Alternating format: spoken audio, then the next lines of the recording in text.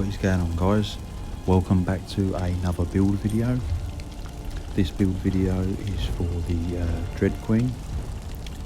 Let's just turn the volume down quickly. So it's a Necromancer 2-bar build. It's a highly requested build, as a Necromancer is not in a good place at the moment, but there is ways around a lot of the buffs that it's lacking. And I've come up with this build, which is hitting super hard and it's super tanky with plenty of recoveries. So we'll jump straight into the sets. The first set I'm running is Wretched Vitality, which gives you massive recoveries. I'm running a Nirn-honed sword, two-handed sword, with a weapon damage enchantment. The second set I'm running on the back bar is Black Rose, as this will give you a 6% damage increase and 6% reduce your damage taken. They're both in defending to get some more resistances. I'm running a one-piece Nibony Bay Battle Reeve. That's a medium mask, impenetrable with a max stamina enchantment. And that will give you 410 critical resistance. I've got a Cuirass of Wretched Vitality. That's reinforced with a multi-effect. And the next set I'm running is Buffer of the Swift set. This is a light set, so the epaulets are light. And this will give you a line of Max Magicka, 2 lines of armour, and will reduce your damage taken from players by 10%. So we're running that on the waist, so that's light impenetrable, Max Magicka. I've got the braces of Wretched Vitality medium on the hands.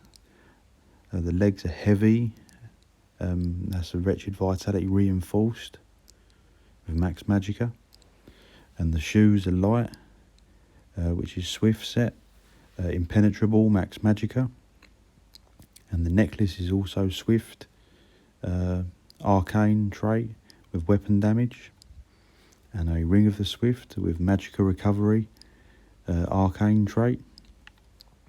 And we're also running the Malakath's Band of Brutality in Bloodthirsty with a stamina recovery enchantment, and this will give you increase your damage by 16% and will decrease your critical damage by 50%, but that doesn't matter.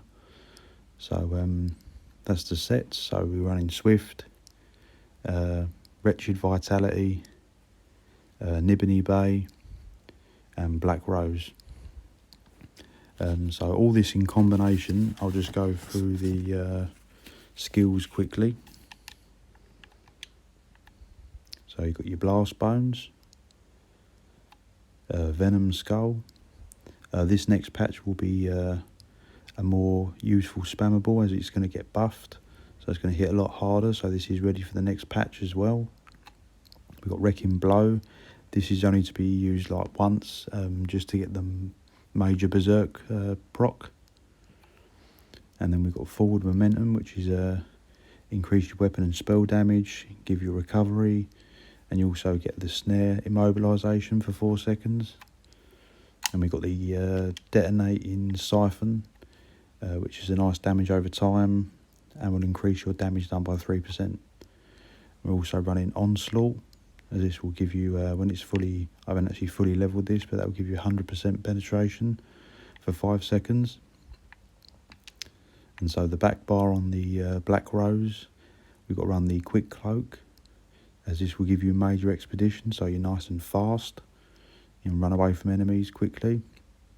And this will proc the Spectral Cloak for the Black Rose dual wield. We've got the Summoner's Armour for resistances.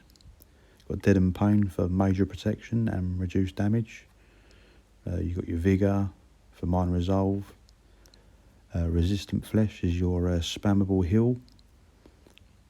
And we've got Temporal Guard for minor protection. So make sure you've got all your passives in the 3 lines of the class. All your passives in two-handed. All your passives in dual wield if you can. I haven't got the twin blade and blunt, but I don't think that's needed because it's on back bar, but just slot it anyway. You want all your light armour, your medium armour, heavy armour. You want vampire for the undeath, so you get the stage 3s for the 30% damage reduction. Don't need fighters guild. You want the Sigil order just for the temporal guard. You want all your undaunted passives. I'm missing one there. Make sure you get the assault line as well for vigour. Don't need the support line. And I'm running a high elf. Put all your skills in your racial passives. And if you can, I haven't done that yet either, the medicinal use to make your potions last longer. So I've got 47 points into health, 17 into stamina. Haven't got the right food on, just put the right food on. So yeah, your health is going to be sitting around 31k.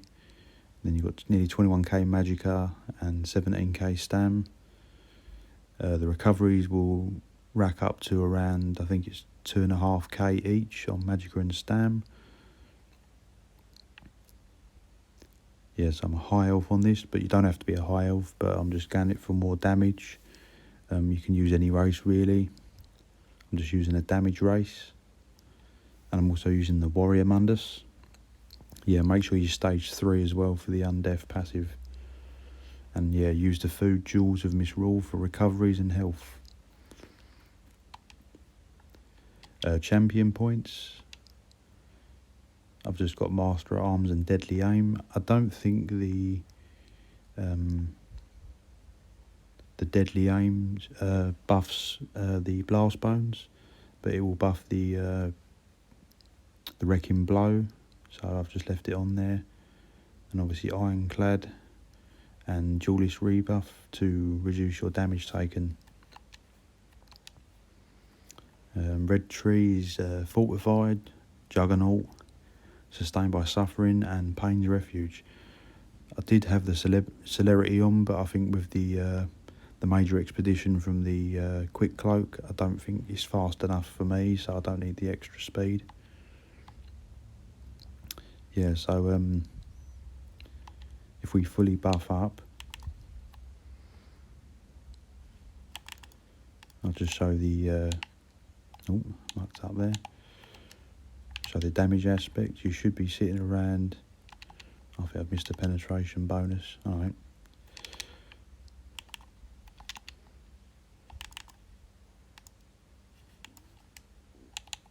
So this is your damage side of things. You're going to have a 22k penetration. I think the weapon damage is around 5k, so that's pretty solid. The critical is low, but obviously we're not running critical damage because we've got the Band of Brutality on. So we're stacking damage done sources. So there's no critical damage on this build, but it still hits hard, obviously, with the Malakath. So you get more raw damage rather than relying on crit.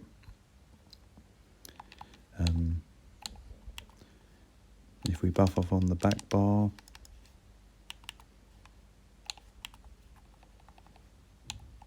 pop a potion. Yeah, the recovery's around, I think it do go a little bit higher, but it should be around 2.5k. Yeah, the stamina actually goes to 2.7 almost. That's really nice. So you've got plenty of recoveries, so don't worry about having the low stat pools on the magicka and stamina. They go up nice and quick.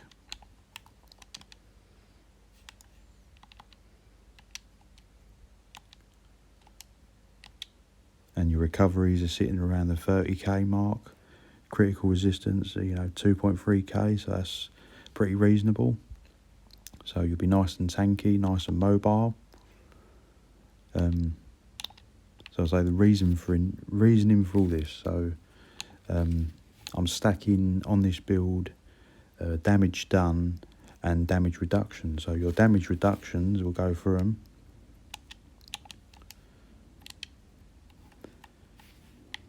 You've got the Buffer of the Swift, so that will give you 10% reduction.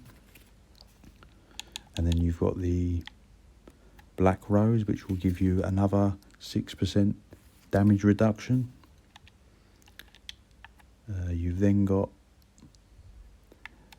Deaden Pain, which will reduce by another 3%.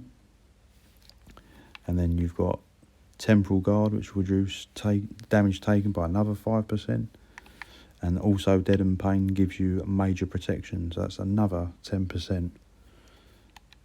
And if you're in CP PvP, you've got the Ironclad, which is another 6. And then Duelist Rebud, another 6. And then if we go to the red one, you've got the Juggernaut for 5% reduction and Pain's Refuge for another 20% damage reduction. So, and also you've got the Vampire. Just quickly show you.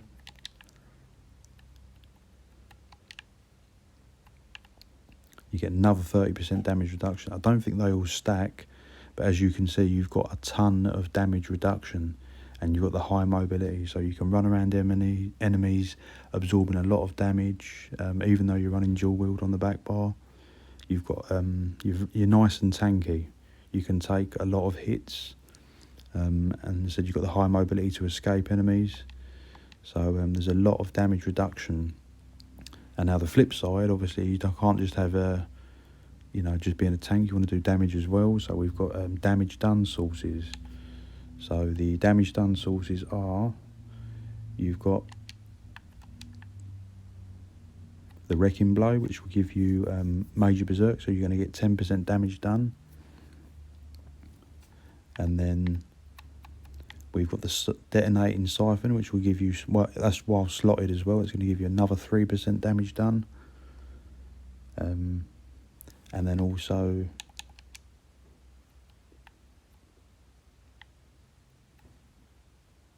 I've got obviously the Malakath Band of Brutality will give you another 16% damage done.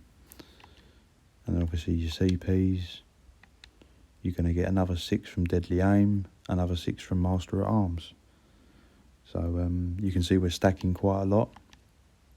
There was another damage done source that I did have on the build, which was the Spirit Guardian. That would transfer 10% of your damage to the Spirit instead. But I found that you needed the Resistant Flesh as like a burst heal, as it was just I just couldn't keep the healing up. I thought Deaden Pain and Vigour and the Guardian would be enough, but I feel like you need the Resistant Flesh, so I've dropped the Spirit Guardian, but it's not a problem. Yeah, so that's pretty much the build, guys. And like I said, you don't need to invest anything in pen. Like I said, the pen is low. Yeah, the pen's only at 3k, but which you get from the passives. You do get a bit of extra pen, yeah, from the passives. But like I said, they don't matter.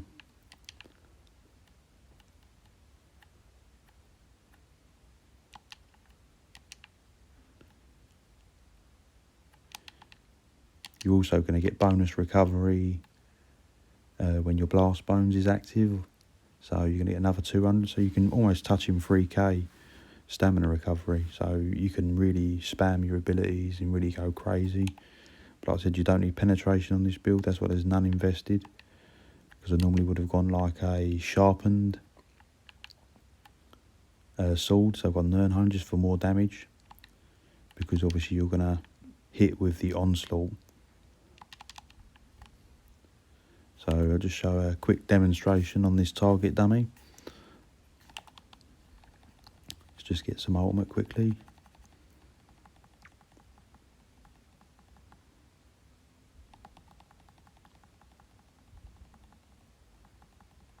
All he wants to do is just look at the fireplace.